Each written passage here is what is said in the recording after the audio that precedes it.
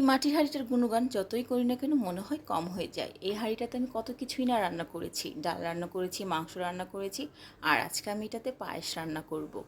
পায়েস রান্না করার জন্য আমি আগে থেকে চালটাকে ভিজিয়ে রেখেছিলাম। এখন পরিমাণ মতো পানি দিয়ে হাঁড়িতে আমি চালটা বসিয়ে দিয়েছি, আর এটা ফুটে ওঠার জন্য সামান্য একটু লবণ দিয়েছি। চালটা যখন ফুটে উঠেছে তখন আমি ডাল ঘুটনির সাহায্যে এটাকে ঘুটে নিয়েছি ভালো মতো। তারপর এখানে আমি পরিমাণ মতো দুধ দিয়েছি। এখানে আমি প্রায় 1 লিটারের মতো দুধ দিয়েছি। তারপর এটাকে ফুটে ওঠার জন্য অনবরত নাড়তে থাকবো। দুধটা অনেকটাই শুকিয়ে এসেছে তখন এখানে আমি স্বাদ মতো চিনি দিয়ে দিয়েছি, আর 1 বাটি কনডেন্স মিল্কও দিয়ে দিয়েছি। কনডেন্স মিল্কের কারণে কিন্তু এটা স্বাদটা অনেকটা বেড়ে যায়।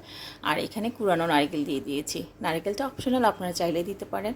আর এখানে আমার ইচ্ছা মতো আমি ড্রাই ফ্রুট দিয়ে দিলাম। ড্রাই ফ্রুটে ছিল এখানে কিশমিশ, ছিল কাজু বাদাম আর কাঠবাদাম। এই তো আমার পায়েসটা কিন্তু প্রায় হয়ে এসেছে। এটা টকবগি উঠছে, প্রায় ঘনও হয়ে গিয়েছে। এই পর্যায়ে আমি একটু স্বাদ বাড়ানোর জন্য আর একটু ঘ্রাণের জন্য এখানে আমি 1 চামচ ঘিও দিয়ে দিয়েছি। পায়েসটি কেমন লেগেছে কমেন্ট করে জানাবেন। আল্লাহ হাফেজ।